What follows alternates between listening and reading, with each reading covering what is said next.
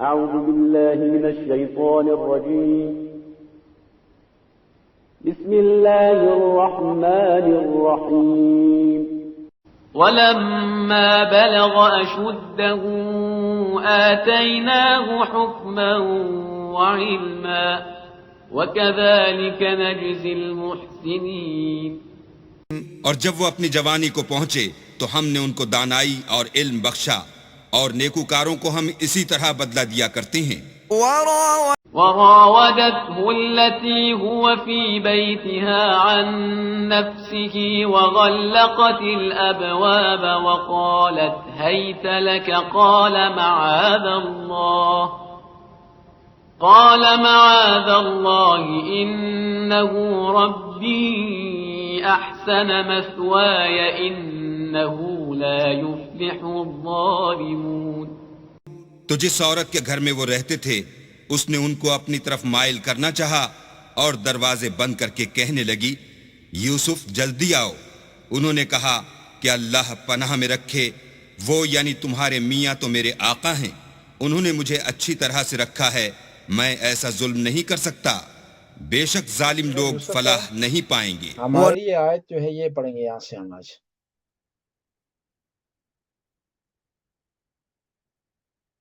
یہاں سے پڑھیں گے، ٹھیک ہے؟ تو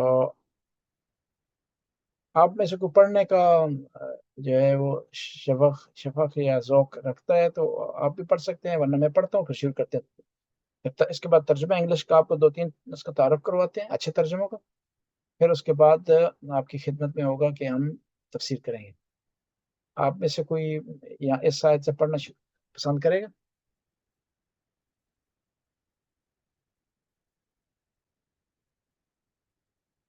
آیت نمبر 22. اصل میں وہ اس پہ ہوں، موبائل پہ ہوں تو بہت چھوٹی نظر آ رہی ہے مجھے نا، کوشش کر کے پہ آ جائے. جی ابھی جی کتنا پڑھنا ہے؟ جی یہ 2 آیتیں پڑھنے ہیں صرف، یہ بس 22-23 یہ 22-23. جی میں پڑھتی ہوں، لیکن اتنا باریک ہے کہ غلطیاں نہ ہو جائیں، ڈر لگتا ہے. پڑھ لیتے ہیں، کوئی بات نہیں. پڑھوں میں؟ جی پڑھیں. اعوذ باللہ من الشیطان الرجیم، بسم اللہ الرحمن الرحیم. ولما بلغ اشدہ آتیناہ حکما وعلما وَكَذَلِكَ نَجْزِي الْمُحْسِنِينَ. وراودته التي هو في بيتها عن نفسه وغلقت الأبواب وقالت هيت لك قال معاذ الله إنه ربي أحسن مثواي إنه لا يفلح الظالمون. جی ماشاء اللہ. جی اللہ العظیم. ماشاء اللہ آپ نے بہت پیارا پڑھا ہے، بغیر کسی غلطی کی پڑھا ہے. جزاک اللہ. یہ لکھا ہوا باریک ہے نا، تو ہم ذرا بوڑھے ہو گئے تو نظر میں غلطیاں اللہ تعالیٰ معاف فرمائے. اور یہ آپ کا ماشاء اللہ جزاک اللہ. جی ابھی ہم اس کو پڑھتے ہیں. بسم اللہ الرحمن الرحیم. ولما بلغ أشده آتيناه حكما وعلما وكذلك نجزي المحسنين. وراودت التي هو في بيتها عن نفسه وغلقت الأبواب وقالت هيت لك قال معاذ الله إنه ربي أحسن مثواي إنه لا يفلح الظالمون. پہلی آیت کو ہم لیتے ہیں. ولما بلغ اشدہ آتیناہ حکما وعلما. جب وہ بصیرت تک پہنچے، بلوغ تک پہنچے، کون؟ حضرت یوسف، تو ہم نے ان کو حکم یعنی حکمت عطا کی اور علم عطا کیا. حکمت یعنی وزڈم. وَكَذَلِكَ نَجْزِي الْمُحْسِنِينَ. اور ہم اس طرح جو لوگ احسان کرنے والے ہوتے ہیں ان کو اجر دیتے ہیں، جزا دیتے ہیں۔ اب آپ کے لیے اس کا ترجمہ انگلش کے آپ کو 2-3 دکھاتے ہیں، اس کے بعد تفسیر شروع کرتے ہیں۔ میں اسکرین لاتا ہوں انگلش کے ترجمے کے لیے۔ جی اسکرین شیئر کر دیں۔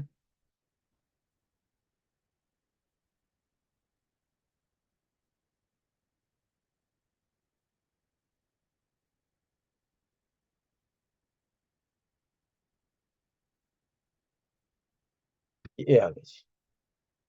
اب ایک اور یہ سائٹ ہے، یہاں پہ ترجمے دکھاتی ہے انگلش کے۔ ہمارے پاس اس کا جو ہے یہ آیت، پہلی آیت کا جو آیت ہے 22 نمبر، اس کا انگلش میں ترجمہ آپ کو دکھا رہے ہیں۔ جی یہ نیچے آ جائیں جی۔ یہ 3-4 ترجمے اس نے پریزنٹ جو ہے یہ پیش کیے ہیں۔ یہ کیا لکھا ہے؟ یوسف علی کا ترجمہ ہے، پیکٹال کا ترجمہ ہے، شاکر کا ترجمہ ہے، کرائی کا ترجمہ ہے۔ یوسف علی اہل سنت ہے، پیکٹال نان مسلم ہے، شاکر بھی شیعہ ہے اور کرائی بھی شیعہ ہے۔ دیکھیں آپ یہ چیک کریں کہ ترجمے میں بعض، حالانکہ اس ترجمہ کوئی عقیدے کے لحاظ میں اس میں کوئی شاید میں کوئی ایسے ایشو نہیں ہے، نہ شیعہ سنی ہونے کے حوالے سے، نہ مسلمان غیر مسلمان ہونے کے حوالے سے۔ یہ آیت ایک سادہ سی ہے۔ وہ آیت کیا کہہ رہی ہے؟ وَلَمَّا بَلَغَ أَشُدَّهُ، جب وہ بلوغ تک پہنچے، آتَيْنَاهُ حُكْمًا وَعِلْمًا، ہم نے ان کو حکمت عطا کی اور علم عطا کیا۔ وَكَذَلِكَ نَجْزِي الْمُحْسِنِينَ، اس طرح ہم ریوارڈ دیتے ہیں محسنوں کو، نیک لوگوں کو، احسان کرنے کو۔ اب یوسف نے کیا ترجمہ کیا ہے؟ یہ آپ کو دکھائی دے رہا ہے جی عماد؟ جی نظر آ رہا ہے جی آپ اس کو پڑھیے گا۔ جی قبلہ، ایک minute. When Joseph attained his full manhood, we gave him power and knowledge. Thus do we reward those who do right. ٹھیک ہے، اب یہ ترجمہ ہے، آپ نے دیکھ لیا۔ اس نے ترجمہ کیا کس نے؟ یوسف علی نے۔ ٹھیک ہے جی۔ اب پیکٹال نے کس طرح ترجمہ کیا دیکھیں اس کو۔ اب اس کو پڑھیں۔ And when he reached his prime, we gave him wisdom and knowledge. Thus we reward the good. جی یہ دیکھیں یہاں پر، یہاں پرائم میں سے ترجمہ کیا ہے۔ اس نے کیا ترجمہ کیا تھا یوسف علی نے؟ ذرا پیچھے کیجیے گا، کیا کیا کیا ایڈلٹہڈ کا کیا، مینہڈ مین ہولڈ۔ اس نے کیا تھا مین ہولڈ، اس نے پرائم کیا۔ پرائم کیا۔ کیا فرق ہوتا ہے اس میں انگلش میں دونوں میں؟ مینہڈ وہ کہتے ہیں جس طرح مردانیت، اور پرائم جو ہے وہ جس طرح آپ کا عروج سمجھ لیں، عروج یعنی دیکھیں یہ حالانکہ یہ عقیدے کے لحاظ سے کوئی فرق نہیں ہے اس آیت میں، لیکن پھر بھی ترجمے میں فرق آ گیا دونوں میں۔ اب دیکھتے ہیں شاکر نے کس طرح ترجمہ کیا۔ یہ شیعہ کیا ہے ٹرانسلیٹر ہے جی۔ اب اس نے کیا ترجمہ کیا؟ اس نے یہ پڑھیں۔ And when he had attained his maturity, we gave him wisdom. ترجمہ کیا اس نے، میچورٹی کیا، یعنی یہ تینوں میں فرق آ گیا ہے۔ دیکھیں ترجمے میں کتنا فرق ہوتا ہے، حالانکہ یہاں عقیدے کے لحاظ سے کوئی فرق نہیں ہے، اور چر اسد وہ آئے جس میں عقیدے کا اختلاف ہو تو بہت زیادہ فرق ہو جاتا ہے۔ یہاں پر یہ دونوں سیم چل رہے ہیں ابھی تک، وزڈم اور نالج۔ ٹھیک ہے جی۔ اب آتے ہیں کراہی نے کیا ترجمہ کیا ہے جی، آپ اس کو پڑھیے۔ when he came of age, we gave him judgment and sacred knowledge. Judgment یہاں دیکھیں یہاں پر وزڈم کے بجائے ججمنٹ آ گیا ہے۔ وزڈم اور ججمنٹ میں فرق ہے، ججمنٹ نتیجہ ہے وزڈم کا جی، ٹھیک ہے، لیکن ترجمے میں فرق آ گیا ہے۔ یہ میرے لحاظ سے جو بیسٹ ترجمہ ہے، میں اس حوالے سے نہیں کہہ رہا ہوں کہ ہم شیعہ ہیں اس وجہ سے، یہ سب سے بہترین ترجمہ کس کا ہے؟ شاکر کا ہے۔ یہ دیکھیں سب سے بہترین ترجمہ۔ اور آپ وضو کی آیت میں دیکھ لیں گے کہ یوسف علی نے پاؤں کے دھونے کا ترجمہ کیا ہے، اور یہ شاکر علی نے کس کا ترجمہ کیا؟ پاؤں کے مسح کا ترجمہ کیا۔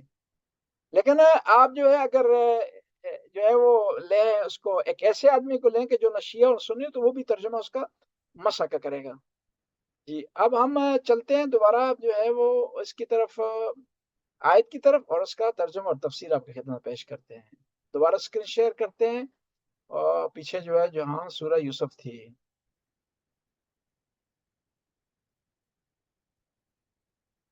یعنی آپ نے اگر آئندہ ترجمہ اگر کوئی اچھا ڈھونڈنا ہے انگلش میں تو آپ کو یہ مل سکتا ہے۔ اب اردو کے حوالے سے جو ہے وہ 3 ترجمے بہت اچھے ہیں، 2 اہل سنت کے ہیں، یعنی اس حوالے سے کہہ رہے ہیں کہ قرآن کو صحیح انہوں نے پریزنٹ کیا ہے عقائد کی آیات کے علاوہ۔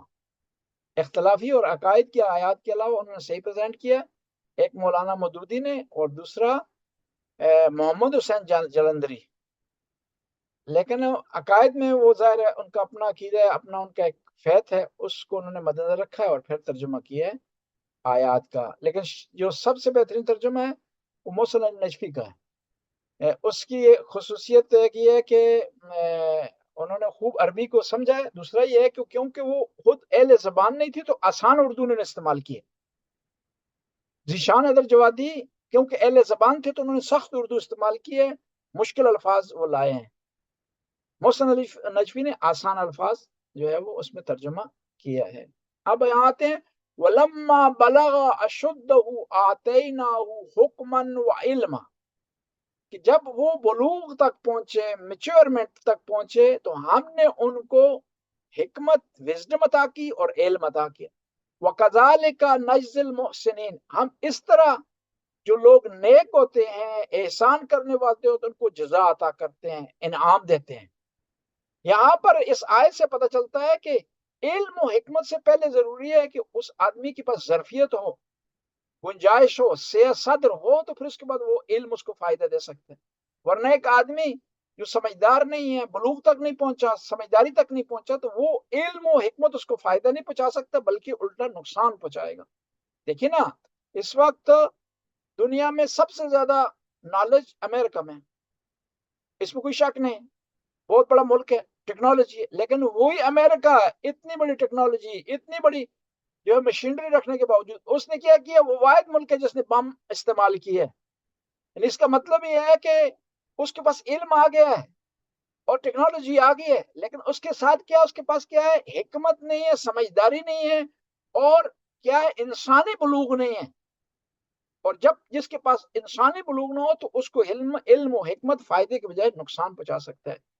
اور پھر یہاں پر اسی آیت سے پتہ چلتا ہے کہ اللہ تعالیٰ کسی کو جب مقام دیتا ہے نا، جب انسان کسی کو، خداوند تعالیٰ کسی کو ریوارڈ دیتا ہے تو ریوارڈ فوراً جو ہے اس کو مل جاتا ہے کام کرنے کے بعد.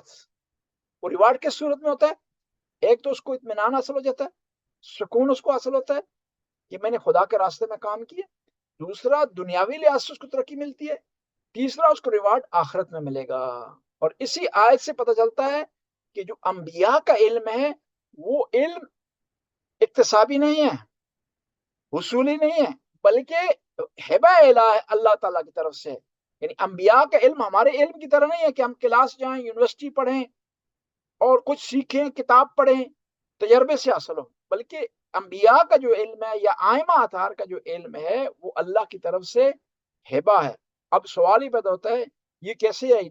ڈسکرمنیشن نہیں ہے کہ خدا نے کچھ لوگوں کو علم عطا کر دیا ہے، ہمیں نہیں عطا کیا. جواب اس کا یہ ہے کہ ان کے اندر ایبلٹی تھی تو خدا نے ان کو علم عطا کیا. یعنی جب وہ کیا، لما بلغ اشدہ، کہ جب وہ کسی میچورٹی تک پہنچے، اور یہ میچورٹی انہوں نے خود حاصل کی ہے. جب میچورٹی حاصل کر دی تو خدا نے انہیں علم عطا کیا. اور اسی آیت سے پتہ چلتا ہے کہ علم جو ہے کافی نہیں ہے حکمت کے بغیر.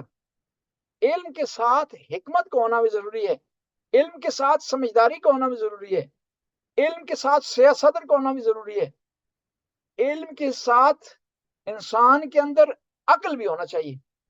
تو تب وہ کامیاب ہو سکتا ہے، تب اس کو علم فائدہ پہنچا سکتا ہے. کئی لوگ ایسے ہوتے ہیں کتابوں کے کیڑے ہوتے ہیں، سوال حل کر لیتے ہیں، امتحان میں کامیابی حاصل کرتے ہیں، لیکن انہی آدمی کو کہا جائے، انہی افراد کو کہا جائے کہ فلاں کام کے متعلق کوئی فیصلہ کریں، فیصلے کی طاقت نہیں ہوتی ان کے پاس. فلاں آدمی کو مشورہ دیں، مشورت کی طاقت ان کے پاس نہیں ہوتی. بس علم کے ساتھ حکمت کا ہونا ضروری ہے.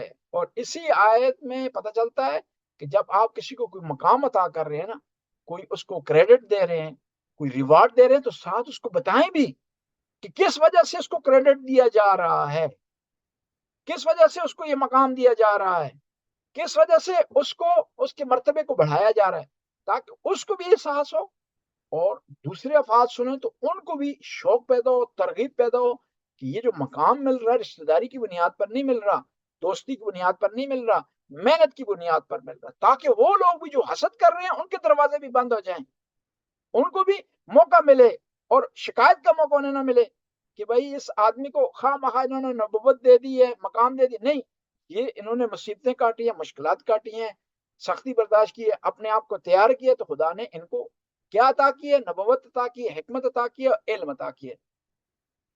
اور اسی آیت سے پتہ چلتا ہے کہ وہ آدمی جو احسان کرتا ہے وہ شائستہ ہے اس بات کا کہ اس کو کریڈٹ دیا جائے، نہ کہ وہ حسد کرتا ہے جو گھر میں بیٹھا ہوا ہے، فالتو بیٹھا ہوا ہے، کوئی کام نہیں کر رہا۔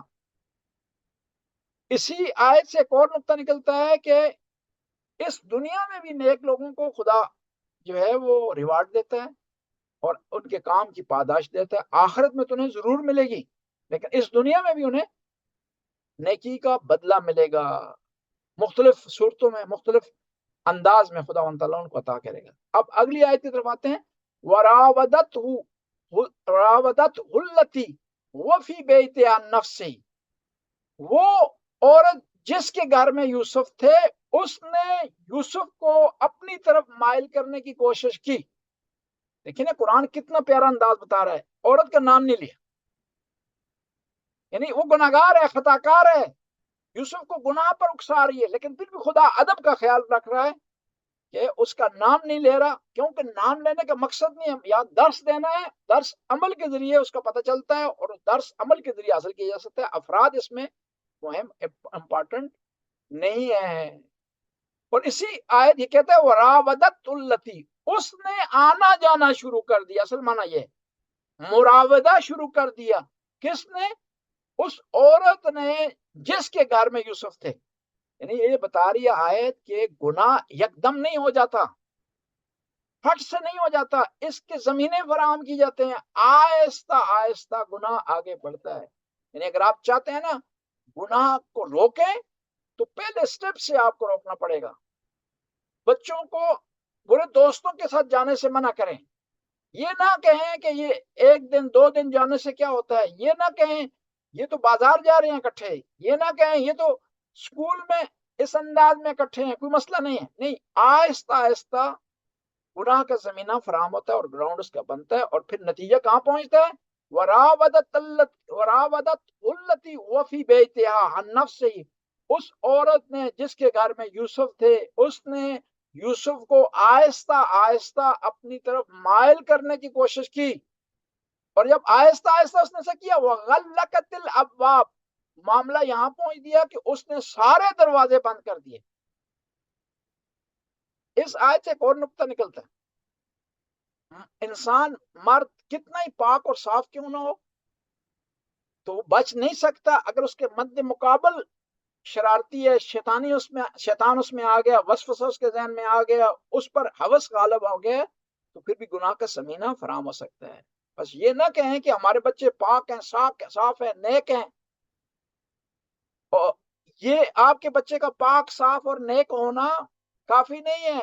آپ کا بچہ پاک صاف ہے، ممکن ہے مقابلے والا ایسا نہ ہو، سامنے والا ایسا نہ ہو، بس احتیاط پھر بھی ضروری ہے پاک صاف ہونے کی وجہ سے، کیونکہ یوسف سے بڑھ کر کوئی پاک صاف نہیں ہو سکتا، اس کو جب ورگلایا جا سکتا ہے، اس کو دعوت دی جا سکتی ہے گناہ کی، تو کسی اور آدمی کو بھی دی جا سکتی ہے۔ اور اسی آیت سے ایک اور پتہ چلتا ہے کہ گناہ میں مرتبہ اور مقام کا خیال بعض اوقات نہیں رکھا جاتا۔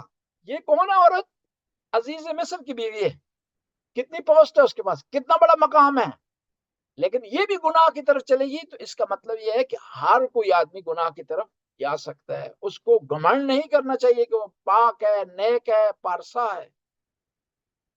بس پاک، نیک اور پارسا ہونا ہر جگہ انسان کو نہیں بچا سکتا۔ اور اسی جو ہے وہ آیت ہمیں یہ بتاتی ہے کہ نامحرم کے ساتھ ایک ایسے گھر میں، کمرے میں جہاں صرف آپ اکیلے ہوں اور گناہ کا خطرہ ہو، وہاں اکٹھا ہونا جائز نہیں، وہاں حرام ہے گناہ کا اکٹھا ہونا، جب آپ کو یقین ہے کہ آپ گناہ میں مبتلا ہو جائیں گے۔ اور اسی آیت سے پتہ چلتا ہے کہ جب کسی کی برائی بھی اگر بیان کر رہے ہیں نا تو ادب سے بات کریں، پیار سے آپ بات کریں، اور یہ برائی کو بیان اگر کر بھی رہی ہیں عبرت کے لیے تو وہاں کوشش کریں اس آدمی کا نام نہ لیں، کیوں کہ آپ کا مقصد نہیں ہے کہ کسی کو رسوا کرنا، کسی کی جو ہے وہ پگڑی اچھالنا، بلکہ کیا آپ کا مقصد آپ کا مقصد یہ ہے کہ اس سے دوسرے لوگ عبرت حاصل کر لیں. وغلقت الابواب، اس عورت نے دروازے بند کر دیے. یعنی دیکھیں نا، اس زمانے میں بھی گناہ بری چیز تھی، اس زمانے میں اس قسم کے گناہ کو برا سمجھا جاتا، اس لیے اس نے کیا کیا، دروازے بند کیے ہیں. دروازے بند کرنے کے دو مقصد تھے اس کے.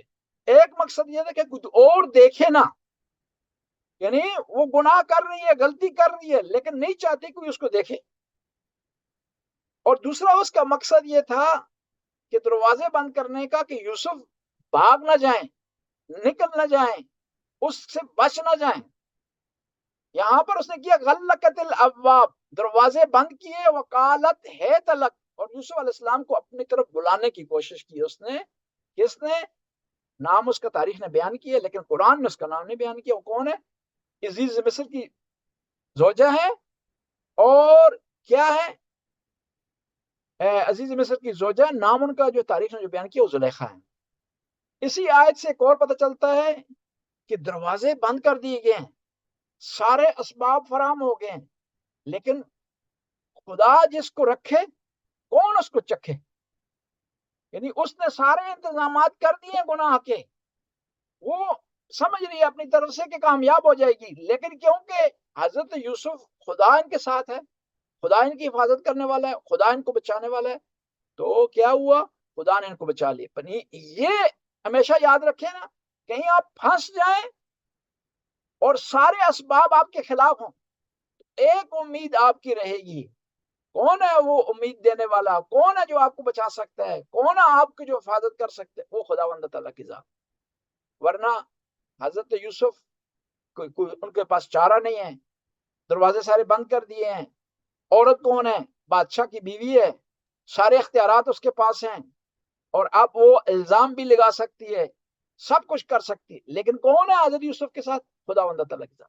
اور خدا نے حضرت یوسف کو وہاں سے بچایا. اور دیکھیں، دو قسم کے امتحان ہوئے یوسف کے. ایک یہ ہے کہ بھائیوں کا انہیں گھر سے لے جانا، کنویں میں پھینک دینا، اور دوسرا امتحان یہاں ہے. ہم کہیں گے، جو ایک گناہگار آدمی وہ کہے گا وہ امتحان سخت تھا کنویں والا، یہ آسان ہے. لیکن یوسف کہہ رہے ہیں کہ نہیں، وہ امتحان آسان تھا کنویں والا، یہ سخت ہے. کیوں؟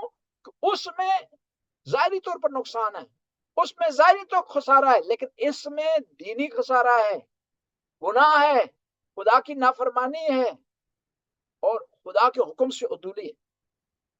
امام موسیٰ کاظم علیہ السلام 14 سال قید میں رہے، اور ایک دفعہ جو دربان تھا، جو جیل کا دروغہ تھا، وہ ایک مومن آ گیا. اس نے کہا کہ مولا مجھے گوارا نہیں کرتا، میرے لیے شائستہ نہیں ہے کہ آپ میرے مولا ہوں، آقا ہوں، امام ہوں، اور میں وہاں جیلر ہوں اور آپ جیل میں رہیں اس سختی میں. لہٰذا میں آپ کو گورنمنٹ کی اطلاع کے بغیر کچھ عرصے کے لیے اپنے گھر شفٹ کر دیتا ہوں. تو امام موسیٰ کاظم کو اپنے گھر لے آیا. تو 2 دن بعد امام نے کیا کیا؟ کہا کہ نہیں، میرے لیے وہ جیل بہتر ہے، میرے لیے وہ سختی بہتر ہے. اب اس آدمی نے سوال کیا کیا وجہ، کیوں بہتر ہے؟ کہا کیونکہ وہاں میرے لیے گناہ کا زمینہ فراہم نہیں تھا. یہاں تیرے گھر کے ہمسائے میں ایک گویہ ہے، موسیقار ہے، جو موسیقی کرتا ہے، روزانہ میوزک چلاتا ہے، جس کی وجہ سے مجھے تکلیف ہوتی ہے. وہاں پر وہ سختی میرے لیے آسانی ہے، کیونکہ اس میں خدا کی نافرمانی نہیں. یہاں پر یوسف کا جو یہ امتحان ہے سخت ہے. کس سے؟ کون سے امتحان سے؟ جو کہ ان کا امتحان ہوا کس میں؟ کنویں میں. پھر بیچے گئے امتحان ہوا. یعنی اتنی سختیاں برداشت کی اور مراحل سے گزر رہے ہیں، اور اس کے بعد بھی سختیاں ان پر آئیں گی. اب آیت کا اگلے حصہ دیکھیں، وہ غلقت الابواب وقالت ہیت لک. اس زلیخا نے کہا کہ میری طرف بڑھو. قال معاذ اللہ، میں خدا کی پناہ مانگتا ہوں. انہ ربی احسن مثوایا،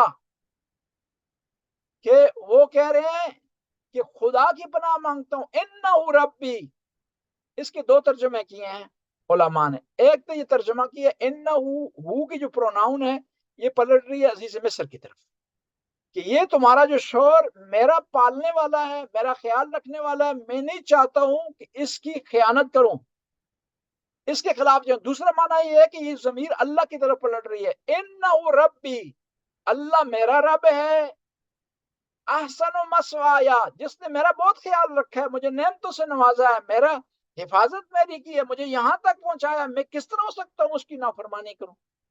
انہ لا یفلح الظالمون، انہ لا یفلح الظالمون، یہ خداوند تعالیٰ کبھی بھی ظالموں کو کامیابی نہیں دیتا۔ اسی آیت سے ایک نقطہ نکلتا ہے، دیکھیں نا، آپ جب بھی سمجھ رہے ہو گناہ کی طرف جا رہے ہیں تو اپنے پروردگار کو یاد کریں، جس طرح یوسف نے یاد کیا کہ پروردگارہ تو مجھ پر برکتیں نازل کرتا ہے، میرے گناہوں کو چھپاتا ہے، رزاق ہے، کریم ہے، رحمان ہے، رحیم ہے۔ کس طرح ہو سکتا ہے کہ اتنے عظیم پروردگار کی میں نافرمانی کروں جس نے میرا اتنا خیال رکھا؟ یہ کیا ہے؟ ناانصافی ہے، اور کیا ہے؟ جو ظلم کرتے ہیں اپنے نفسوں پر، گناہ کی طرف جاتے ہیں، خدا ان کو فلاح اور کامیابی کبھی بھی نہیں دیتا۔ بس کامیابی کس میں ہے؟ اللہ تعالیٰ کے فرمان کو اپنی زندگی میں جاری کرنے پر، اللہ تعالیٰ کے فرامین اور احکام پر چلنے میں کامیابی ہے۔ بس یہاں سورہ یوسف کے ایک نیا موڑ نکلا ہے، تو وہ موڑ یہ ہے کہ اگر آپ کو کوئی گناہ کی دعوت بھی دے نا تو گناہ کی طرف نہ جائیں، اپنے پروردگار کو یاد کریں۔ اور بہترین یہاں پناہ گاہ کون سی پناہ گاہ ہے؟ وہ اللہ تعالیٰ کی ذات ہے، اس کی بارگاہ سے پناہ لیں گے، گناہ سے آپ بچ جائیں گے۔ ورنہ انسان خود کش نہیں ہے، کسی وقت بھٹک سکتا ہے، کسی طرف بھی مائل ہو سکتا ہے، کسی طرف غلطی کی طرف جا سکتا ہے، لیکن کون سا آدمی محفوظ ہے؟ جو اللہ کی پناہ میں ہے۔ اور اسی آیت سے پتہ چلتا ہے کہ یہ جو پاک دامنی کے خلاف گناہ ہے، یہ اس زمانے میں بھی گناہ سمجھا جاتا تھا اور برا سمجھا جاتا تھا۔ اور دیکھیں اسی آیت سے پتہ چلتا ہے کہ دیکھیں نا، جب اس نے دروازے بند کیے، نہیں چاہتی تھی کہ اس کی بےزتی ہو، یعنی انسان دنیاوی بےزتی اور ظاہری بےزتی سے بچنے کی کتنی کوشش کرتا ہے۔ حالانکہ دنیاوی بےزتی اتنی انسان کے نقصان دہ نہیں ہے، بلکہ وہ عزت اور بےزتی امپورٹنٹ اور اہمیت رکھتی ہے جو خدا کی بارگاہ میں ہے۔ اور اسی آیت سے پتہ چلتا ہے کہ انسان اگر اللہ کی نعمتوں کو، اس کے اکرام کو، اس کے فضل کو اپنے اوپر یاد کرے تو گناہ سے بچ سکتا ہے، نیکی کی طرف جا سکتا ہے۔ یہاں پر ہم جو ہے مکمل کرتے ہیں۔